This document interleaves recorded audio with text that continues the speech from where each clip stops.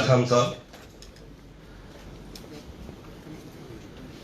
अरुण जेटली जी की शोक सभा में यहाँ पर आए हैं, श्रद्धांजलि सभा में यहाँ पर हम आए हैं। अध्यक्ष जी का भी फोन आया था, कहीं वो बाहर हैं, थोड़ी लेट आएंगे। अरुण जेटली जी की अगर हम बात करें तो पूरा दिन निकल जाएगा, तो हम उनकी जो जीवनी है उसके ऊपर पूरा प्रकाश नहीं डाल पाएंगे। वो इस देश के साथ साथ भारतीय जनता पार्टी के एक कर्मठ व्यक्ति थे, कार्यकर्ता थे, और एक हमारा वो असासा थे। उनके जाने से देश और देश के साथ साथ भारतीय जनता पार्टी को बड़ा ही नुकसान हुआ है। उनके जीवन की अगर बात करें तो वो अपने यूनिवर्सिटी और कॉलेज समय में अखिल भारतीय विद्यार्थी परिषद में काम करते थे। वो कितने नेता के साथ साथ कितने अच्छे इंसान रहे हैं, वो रजत शर्मा जी ने अपने उस वाक्य में बोला था कि जब वो भी यूनिवर्सिटी में पढ़ते थे तो उनके पास देने के लिए यूनिवर्सिटी में फीस नहीं होती थी, और किस ढंग से अरुण जेटली जी ने उनको अपने साथ रखकर पढ़ाया और इस काबिल बनाया कि आज वो इंडिया टीवी के मालिक बने और देश के अंदर एक नामी ग्रामी व्यक्ति बने। और उन्होंने अपने शब्दों में अरुण जी के लिए ये बात कही। जिस ढंग से हमारी पिछली गवर्नमेंट के अंदर वो फाइनेंस मिनिस्टर रहते हुए उन्होंने वन नेशन वन टैक्स का जो एक परिभाषा दी, जीएसटी का जो एक उन्होंने हर व्यक्ति को, हर छोटे दुकानदार को 10 किस्म के टैक्स देने पड़ते थे, और उन्होंने वन नेशन वन टैक्स की एक बात की जिससे देश बड़ी आगे निकला, बड़ी तेजी से आगे बढ़ा। आज उनकी श्रद्धांजलि सभा में हम सब यहाँ पर उपस्थित हुए हैं। मैं अपने हमारे स्टेट के एक्स स्टेट प्रेसिडेंट सच शर्मा जी से कहूँगा कि वो अपने 2 वाक्य कहेंगे।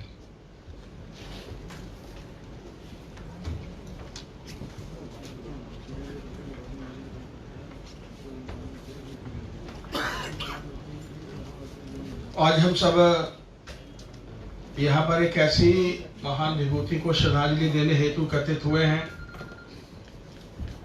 जिन्होंने अपने समाज के लिए नहीं, भारतवर्ष के लिए नहीं, पूरे विश्व में जो था वो अपना नाम कमाया। एक स्टेट्समैन के नाते,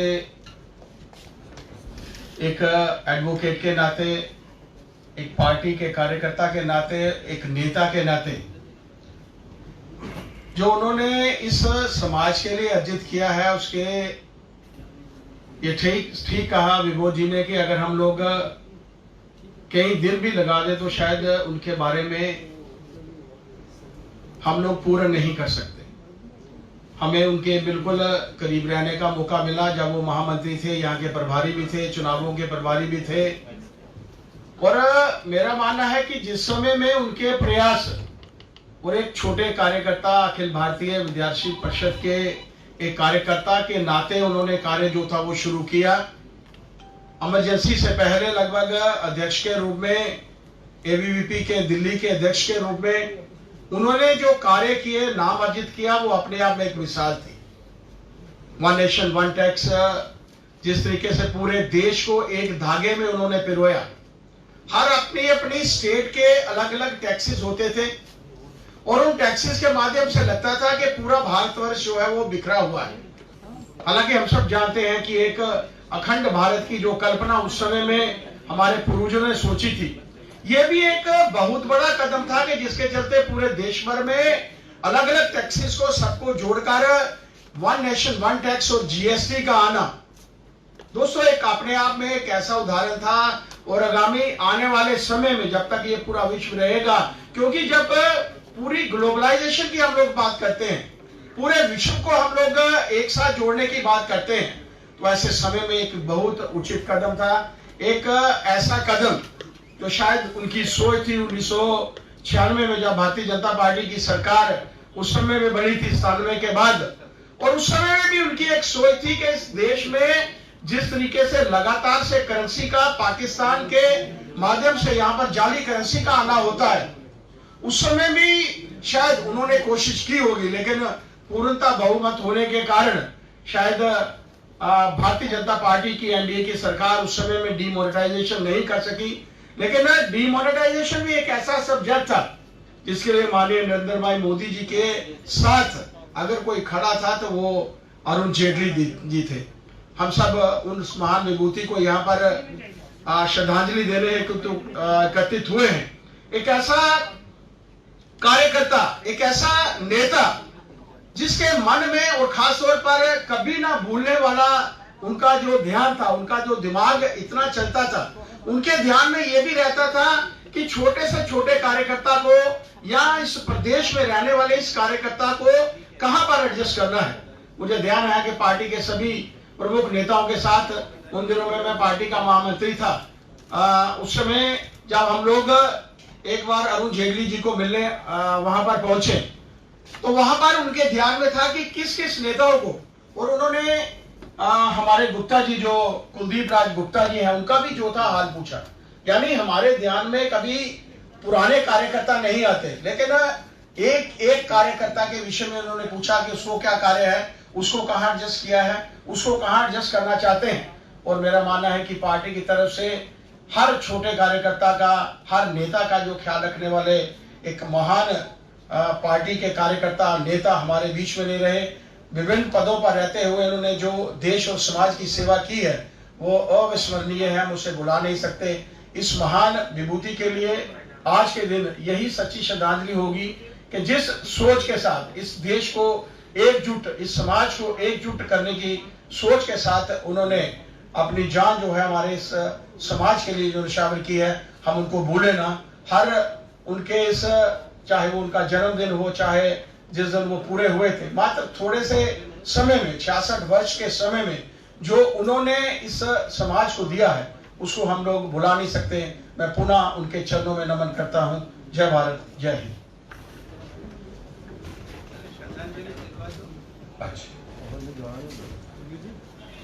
उनकी जीवनी में बाकी मेरे जो साथी हैं उनका प्रकाश डालने से पहले मैं अनुरोध करूंगा अशोक जी से, जुगल जी से, अशोक जुलिया जी से, शर्मा जी से, सुरेंद्र गुप्ता जी हैं, अजय भारती जी हैं, युधिष्ठिर सेठी जी हैं, श्याम जी हैं, हमारे मेयर बैठे हैं, चंद्रमोहन जी, हमारे वाइस प्रेसिडेंट असीम जी बैठे हैं, हमारे भैया अरविंद जी बैठे हैं। उसके साथ साथ मेरे सारे मोर्चों के अध्यक्ष, मेरे जिला के अध्यक्ष विनय जी बैठे हैं, हमारी महिला कार्यकर्ता बैठी हैं। सबसे अनुरोध है कि बारी बारी आकर पुष्प चढ़ाकर श्रद्धांजलि करना यार,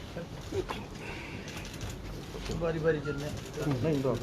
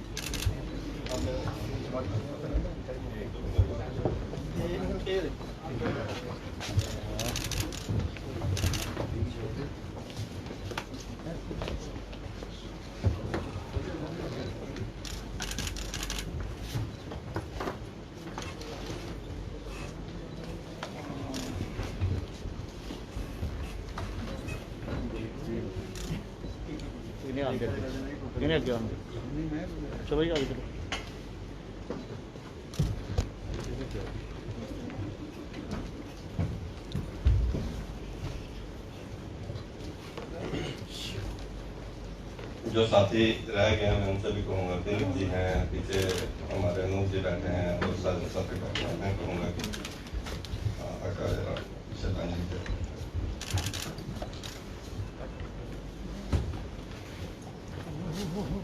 यार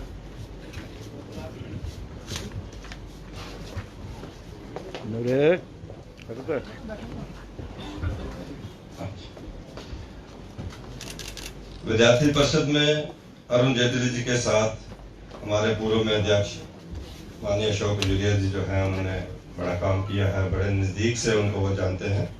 मैं उनसे अनुरोध करूंगा कि वो मंच पर आएंगे और अपना विचार रखें।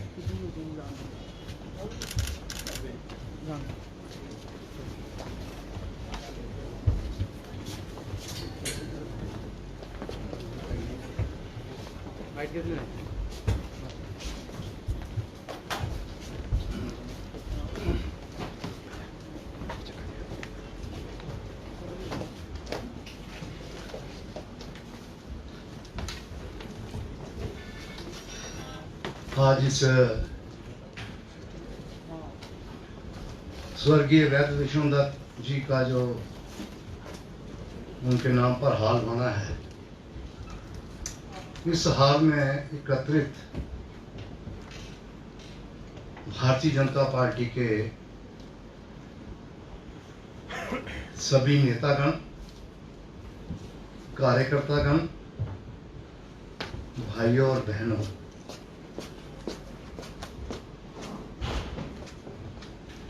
आज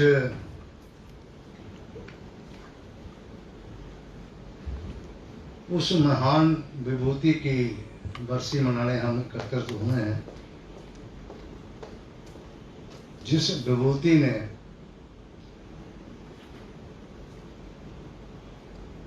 इस सरकार को बनाने में जितना योगदान दिया है,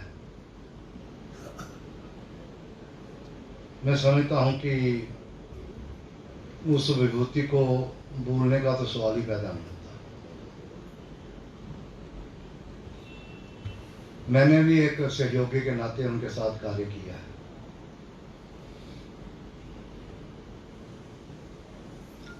और उनका एक ही आग्रह होता था कि संगठन का काम किया चलो, जो संगठन तय करता है उसके मुताबिक आपको अपने आप को डालिए।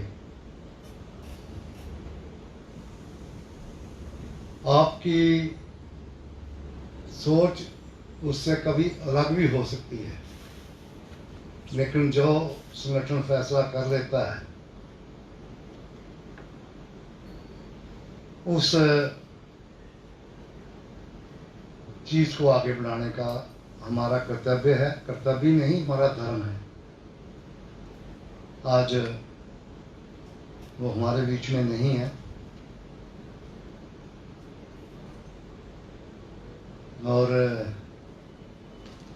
मेरे लिए कहा गया कि मैंने भी उनके सहयोगी के रूप में कार्य किया है। वो डूसू के प्रेसिडेंट हुआ करते थे, दिल्ली यूनिवर्सिटी स्टूडेंट्स यूनियन, और उन दिनों में जम्मू कश्मीर में काम कार्य करता था। और जम्मू यूनिवर्सिटी जो स्टूडेंट्स यूनियन थी, उन्होंने all India students leaders conference बुलाई थी।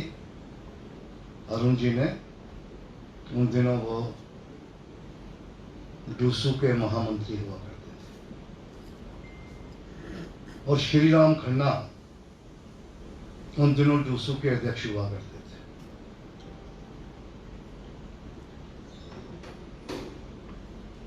तो मुझे आदेश हुआ कि आपने वहां जाना है और जम्मू यूनिवर्सिटी को रिप्रेजेंट करना है।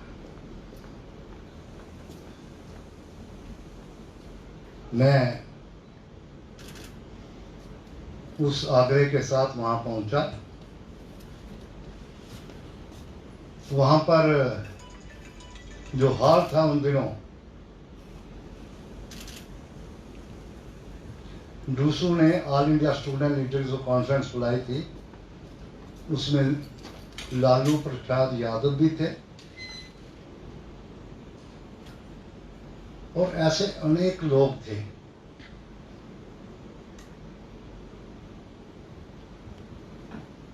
ये जो हमारे आज लेफ्टिनेंट गवर्नर हैं,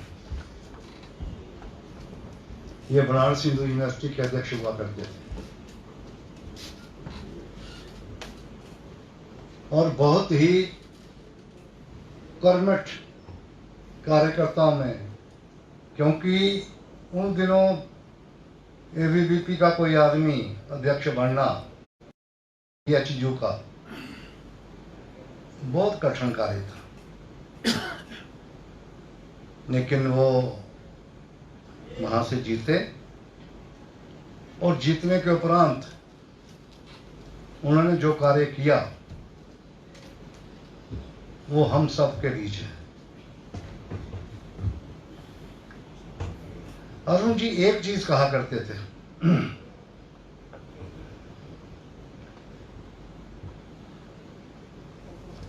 कि ये जो आप कहते हो ना कि मुझे कुछ नहीं बनाया, मेरे लिए संगठन ने कुछ नहीं किया, लेकिन आत्मचिंतन करो कि आपने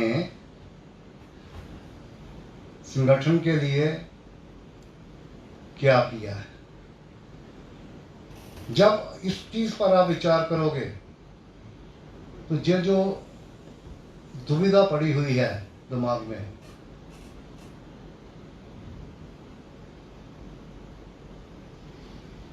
मैं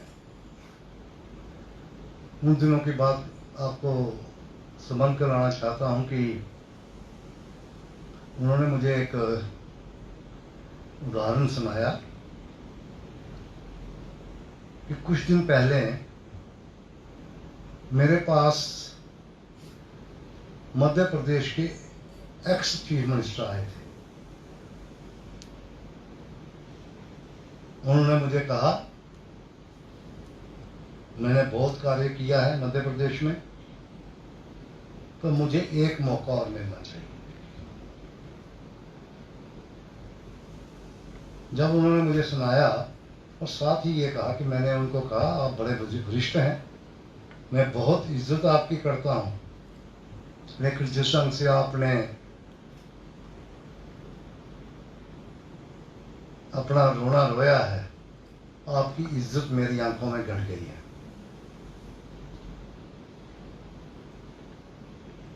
यही बात मैंने अपने दिमाग में रखी और जब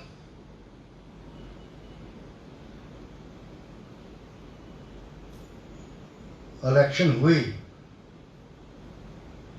हम में से कुछ सिटिंग एमएलए थे, जैसे सतीश उपाध्याय दिल्ली के, और मुझे, हम दोनों को कहा गया कि आप इलेक्शन नहीं लड़ोगे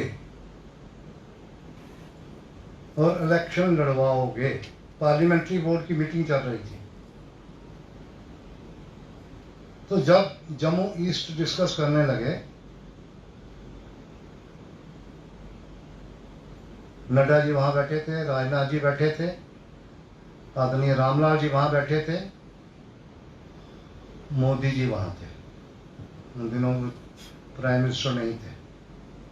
तो मुझे कहने लगे रामलाल जी कि खजूरिया साहब आप यहाँ से उठ जाइए, पार्लियामेंट्री बोर्ड की इस मीटिंग से हमने जम्मू ईस्ट डिस्कस करना है।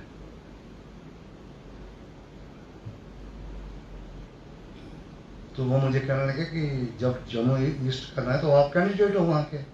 मैंने कहा, आपको किसने कहा कि मैं कैंडिडेट हूं? मैंने रामलाल जी आपसे, मैंने इलेक्शन लड़नी है। क्यों? मैंने कहा, मैंने नहीं इलेक्शन लड़नी है, आपने जो तय किया हो मेरे दिमाग में है, मैं समझ गया हूं, इसलिए मैं यहां से नहीं उठूंगा। अब उठा सकते हो मुझे? कहने नहीं, अब तो पार्लियामेंट्री बोर्ड में आपको बैठना है, क्योंकि आपने सीट ही नहीं मांगी, आप हो ही नहीं कैंडिडेट। तो ये चीजें हमने देखी हुई हैं। आज तो 2 मिनट में टेढ़ी चमरोड़ पाना शुरू ही होंगे, संगठन संगठन संगठन।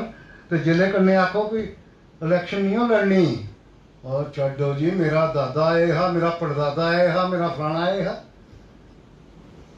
मैं हाथ जोड़ रहा हूं, ये जो हालात चल रहे हैं ना हमारे, लोगों ने वोट मोदी जी को देने ही देने हैं।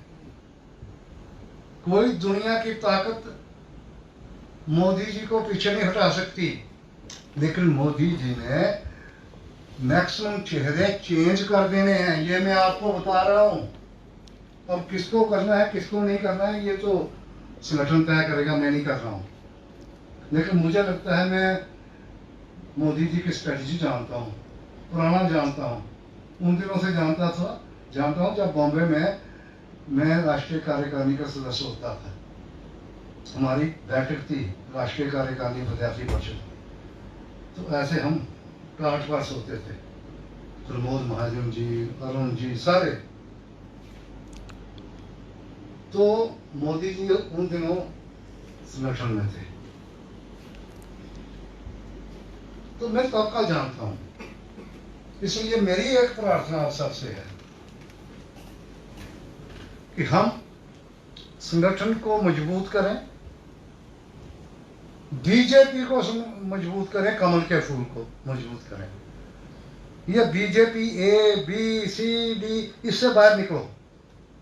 कोई किसी की बीजेपी नहीं है, बीजेपी कमल के फूल की है। और जिसके पास कमल का फूल होगा, अशोक खजूरिया सिर नीचे करके चाहे किसी को भी खड़ा करेंगे, मेरी सुविधा के मुताबिक नहीं भी होगा तब भी हम उसके पीछे चलेंगे, कमल के फूल के पीछे चलेंगे। मैं इतनी ही प्रार्थना करना चाहता हूं कि आज के दिन सबसे बड़ी श्रद्धांजलि अरुण जी को यही है कि हम उनका ख्याल रखें, कार्यकर्ताओं का ख्याल रखें और उनकी फैमिली के बारे में भी विचार करें। यहाँ तो जब सीट लेनी होती थी तो चलो उनके घर में, तो जब सीटें बिकनी गई हो गया, तो फिर तू कौन तो मैं कौन। बड़ा योगदान है उनके परिवार का, उनकी श्रीमती जी का बहुत बड़ा योगदान है। ये जो बिल्डिंग बनी है ना, ये सब अरुण जी ने पर्सनल पैसा लगाकर बनाई है। पता करो जाकर कि ये जो बिल्डिंग कैसे बनी। रमन भला रोज नोटिस भेजता था और नोटिस मेरे ना आते थे। क्यों? क्योंकि मैं इसका चेयरमैन था। तो मैंने कहा अरुण जी को, मुझे कहाँ फंसा दिया, मुझे यहाँ से निकालो आप। कहने लगे नहीं, मुझे पता है तुम्हें सीट मिलेगी, तुम्हें कुछ बनाएंगे नहीं बनाएंगे, तुम्हें पार्टी छोड़कर नहीं जाना है, बाकी पर मुझे विश्वास नहीं है। इसलिए मैं फिर हाथ जोड़ रहा हूँ आपसे। वोट आपको ही मिलने हैं, लोगों ने आपके साथ ही चलना है, कोई चारा नहीं है। लेकिन अपना आचार और अपना विचार जो है हम ठीक रखें, कार्यकर्ताओं को सम्मान दें। क्योंकि कार्यकर्ता को मैंने सुना हुआ है, जो हमारे मिनिस्टर बने थे, मैं एक मिनिस्टर के कमरे गया, मुझे परिवार की तरफ से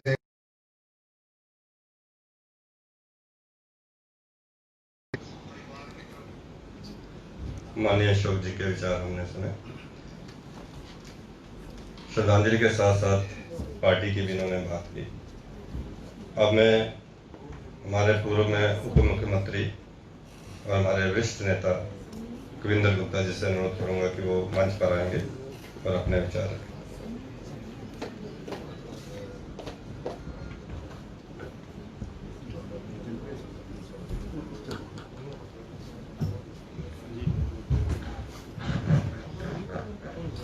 आज की श्रद्धांजलि सभा में एकत्रित सभी हमारे वरिष्ठ नेता, कार्यकर्ता बंधु, फूंक मार करके किसी दिए को तो बुझाया जा सकता है, लेकिन अगरबत्ती की जो महक होती है वो आखिर तक उस वातावरण को सुगंधित करती है। श्रीमान स्वर्गीय अरुण जेटली जी की शख्सियत इसी प्रकार से थी। और ये भी कहते हैं कि अपने आप को सुनाने के लिए ऊंची आवाज में बोलने की जरूरत नहीं होती, अपनी शख्सियत को ऐसा बना लो कि लोग खुद ब खुद आपको सुनने के लिए इंतजार करें।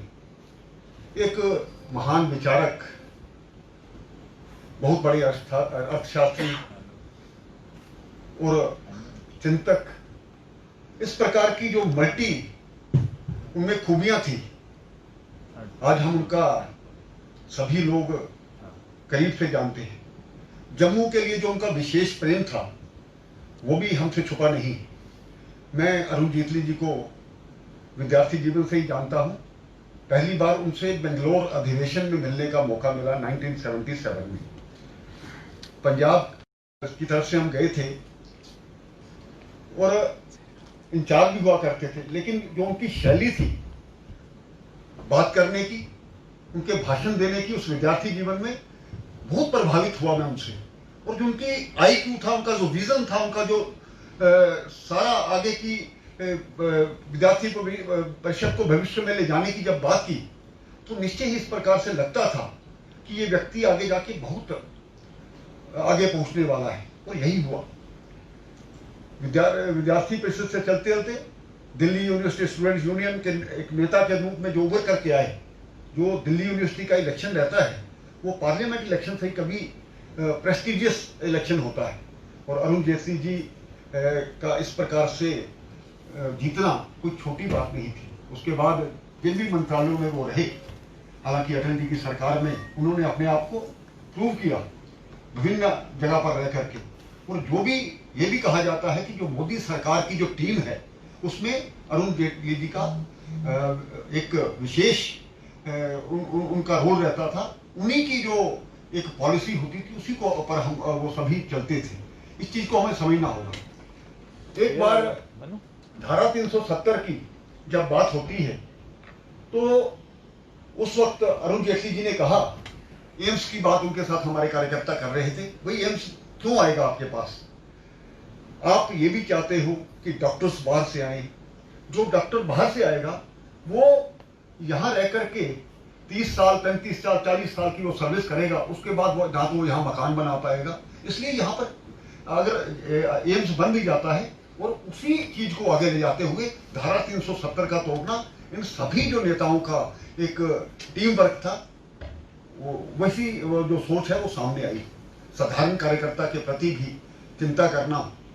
मुझे याद है सुभाष जी का एक्सीडेंट हुआ था जो वार्ड नंबर 5 के हैं, लेकिन जब उनके एक्सीडेंट होने के बाद, ठीक है आदमी के पास कभी किसी प्रकार की धन की कमी रहती है दूसरी, लेकिन पूरा उनका इलाज कराना, इससे ये साफ कहा जाता है कि कार्यकर्ता की वो चिंता करते थे।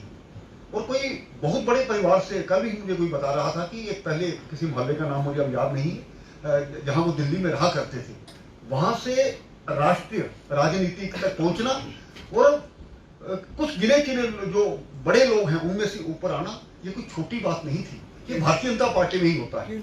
और कार्यकर्ता को ये समझना भी चाहिए कि उन्होंने जो कार्य किए हैं वो अपने आप में हर चीज का एक अपना महत्व है।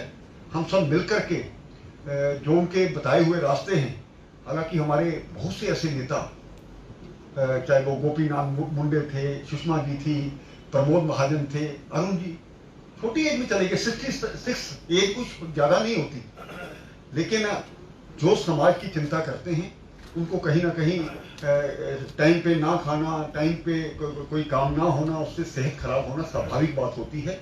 अरुण जी ने अपनी जो सेहत को, अपनी जो जिंदगी को इस देश के नाम, इस समाज के नाम, और आने वाली पीढ़ियां हमेशा, मैं जैसे पहले कह रहा था, अगरबत्ती की तरह वो हमेशा महकते रहेंगे। हम सब उनके बताए हुए रास्तों को आगे बढ़ाएंगे, इस प्रकार का संकल्प, यही उनके लिए सच्ची श्रद्धांजलि होगी। बहुत बहुत धन्यवाद। ठीक कहा कविंदर जी ने। श्रद्धेय अरुण जेटली जी ने अपना तिल तिल जो है इस देश के लिए, इस मातृभूमि के लिए उन्होंने दिया। और NDA 2 में जब बनी तो वो बीमार थे और अभी उनको कहा गया, बड़ा कहा गया कि आप मंत्री पद ले लें, लेकिन उन्होंने कहा कि मैं इस कुर्सी के साथ इंसाफ नहीं कर पाऊंगा क्योंकि मैं बीमार हूं, और वो उन्होंने मंत्री, इससे उनके व्यक्तित्व का पता चलता है। हमारे माध्यम में हमारे मेयर चंद्रमोहन गुप्ता जी हैं, मैं उनसे अनुरोध करूंगा कि वो मंच पर आएंगे और अपनी बात रखेंगे।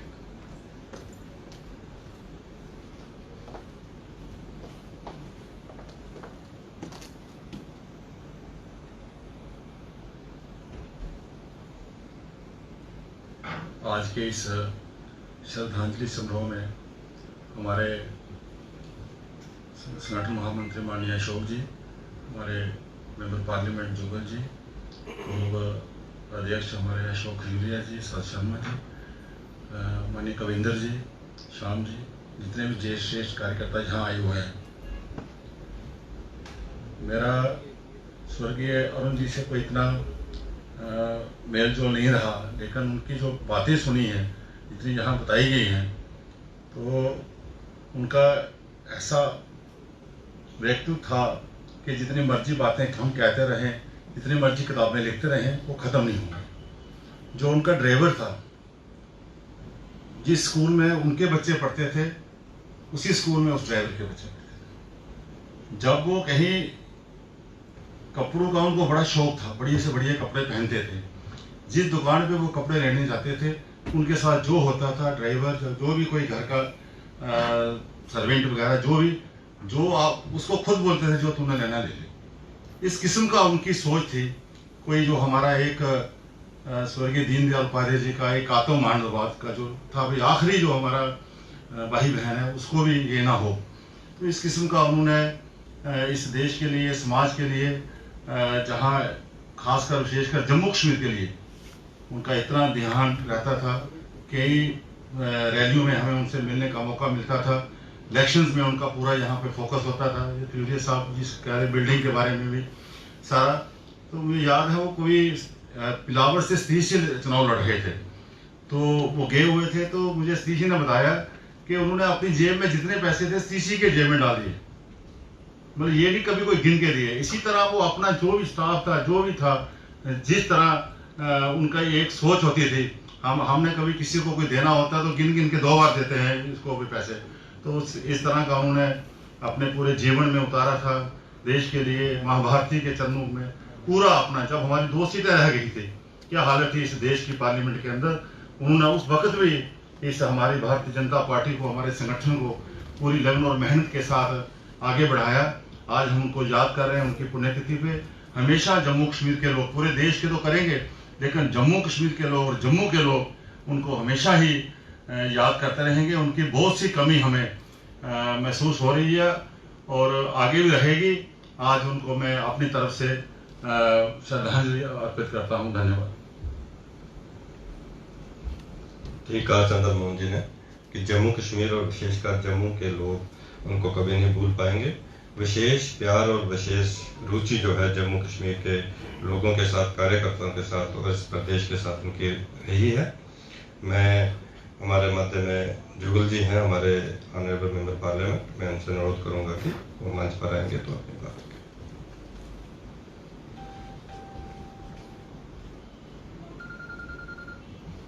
आज हम सब श्रद्धेय अरुण जेटली जी को श्रद्धांजलि दे रहे हैं, उनको याद कर रहे हैं।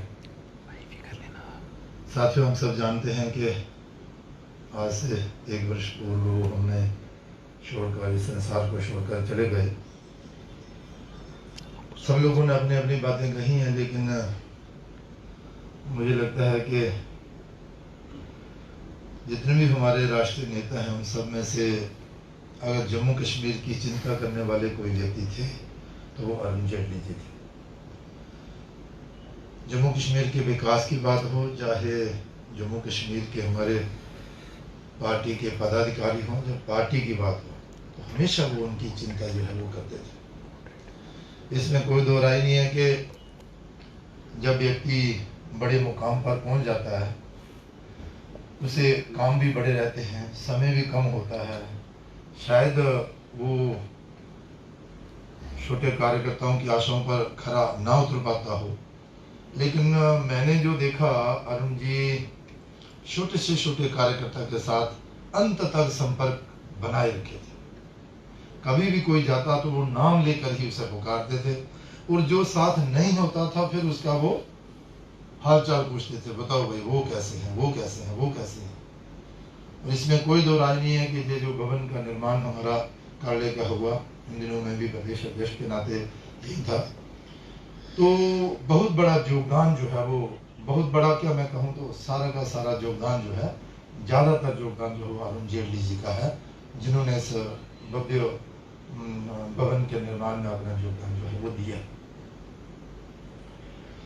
अरुण जी आज हमारे बीच में नहीं है, इसमें कोई दो राय नहीं है, लेकिन उनकी स्मृतियाँ, उनके जो भाषण, उनकी जो सोच थी देश के लिए और विशेष तौर पर पार्टी की चिंता जो वो करते थे, इसमें कोई दो राय नहीं है कि जिस स्थान पर आज हम खड़े हैं इसमें भी उनका बहुत बड़ा योगदान है। वो देखते थे कि कौन सा कार्य करता है जिसे थोड़ा सहयोग करने से पार्टी को लाभ होता है। मुझे याद है मैं और सतीश जी, शायद 1995 या 96 की बात होगी, सतीश जी रामकोट वाले और मैं, हमारी ड्यूटी लगी अरुण जेटली जी को इलेक्शन में ले जाना था। तो हमने तय किया सुरनसर नाम का एक स्थान है यहाँ बजारता से आगे सुरनसर, तो अरुण जी को कहा कि वहाँ जाना है, तो उन्होंने मना नहीं किया। रास्ते कच्चे थे, एम्बेसडर गाड़ी थी, जो धूल थी वो अंदर भी आती थी, तो कहने लगे यार युवक तुमने अच्छे स्थान पर लाया है। मैंने कहा नहीं, स्थान अच्छा है जी, थोड़ा पिछड़ा हुआ क्षेत्र है, यहाँ से हमारा कोई विधायक आज तक तो बना नहीं, तो पार्टी की नज़र यहाँ अपने सत्ताधारी जो लोग हैं उनकी इस स्थान के लिए कुछ नजरें कम पड़ती हैं, इसलिए इस क्षेत्र का विकास नहीं हुआ है।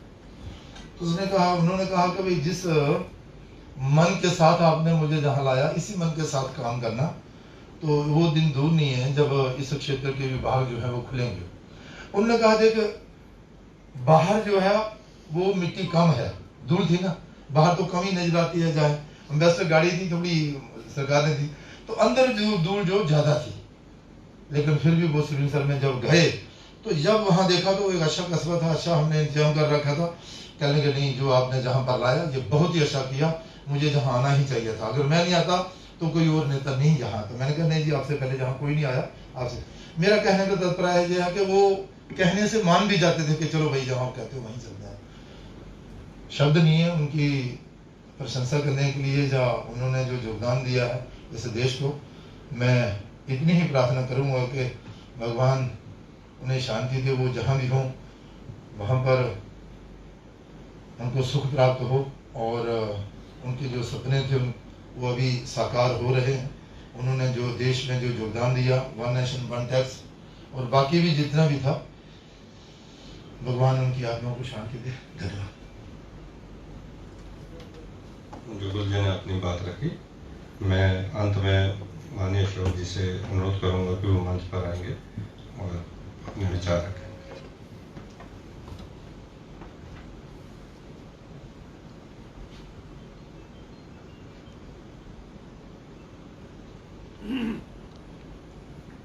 उपस्थित सभी कार्यकर्ता बहनों और भाइयों,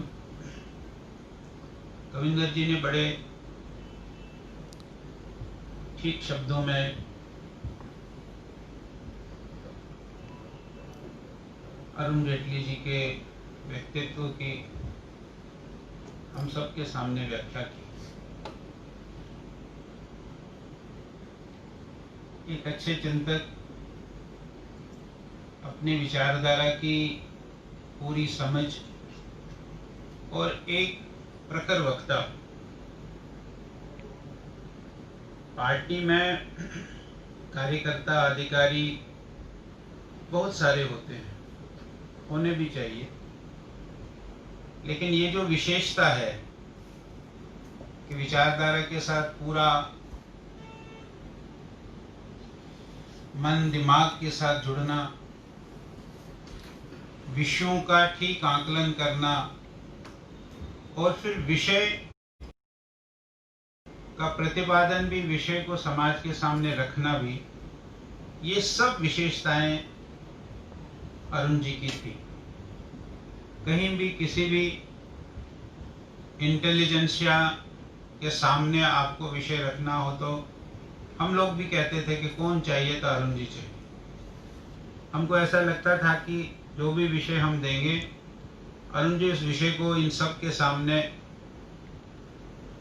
बारीकी के साथ रखेंगे, चिंतन भी करते थे। ऐसे कार्यकर्ता का जाना ये पार्टी के लिए बहुत बड़ी हानि होती है, नुकसान होता है।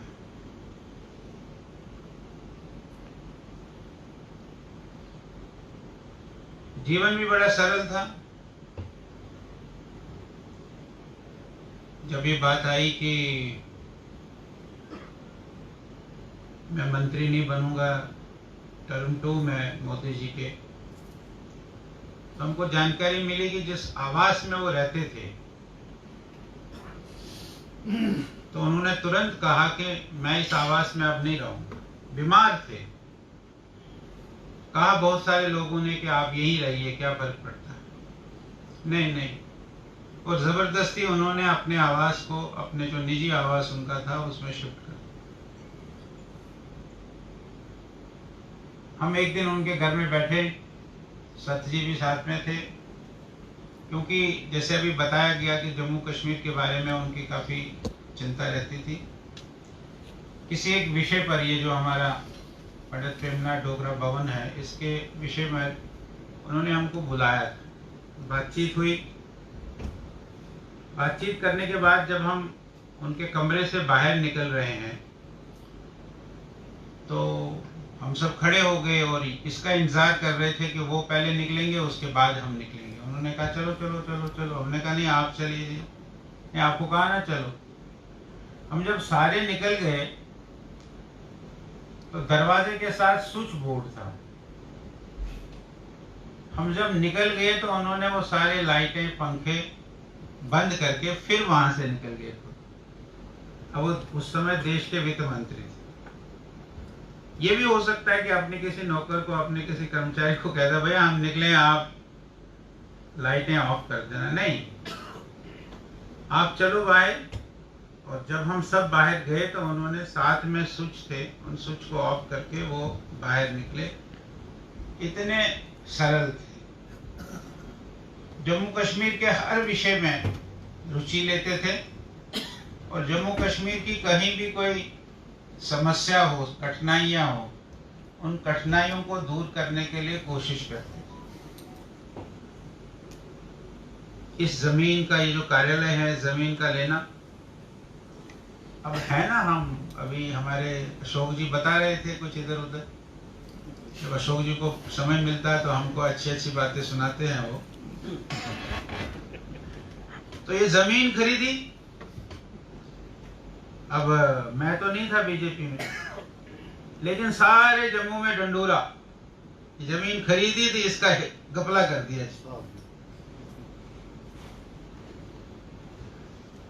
अब ये आदत है लोगों की कि भाई किसी ने अपने अपने 4 पैसे भी लगाए होंगे, उसका उसको नहीं रहता है। उसके जो हो जी जमीन खरीदी, इसमें बड़ा घपला हो गया जी, इतनी की खरीदी और इतना दिखा दिया।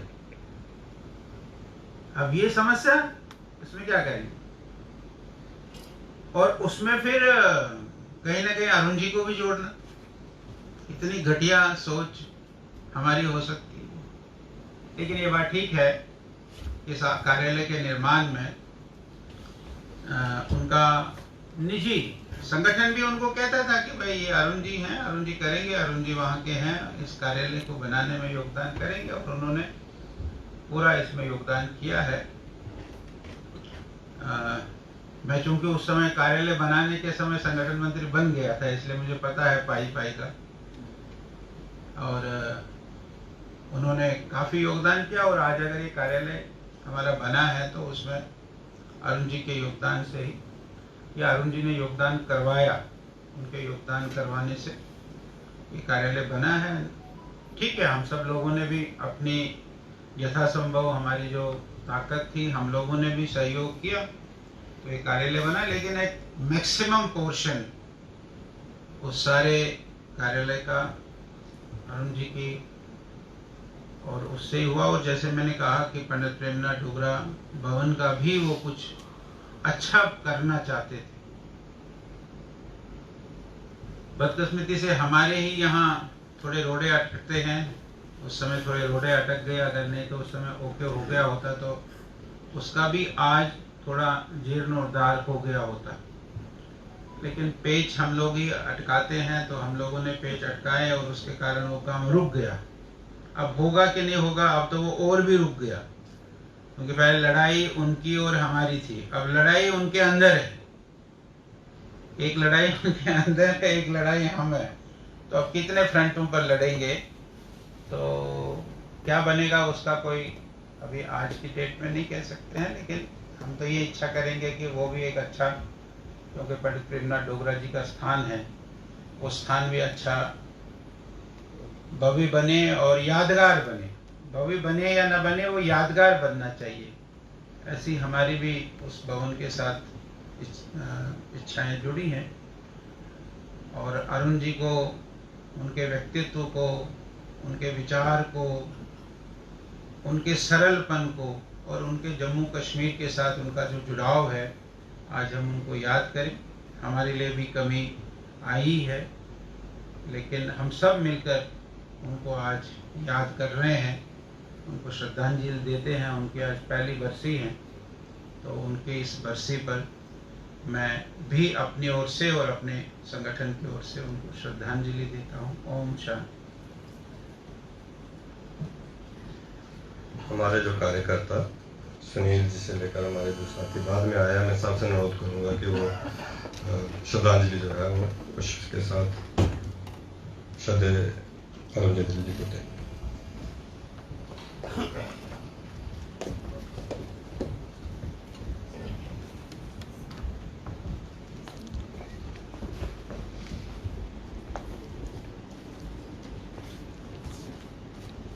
Subscribe to our channel by clicking the subscribe button.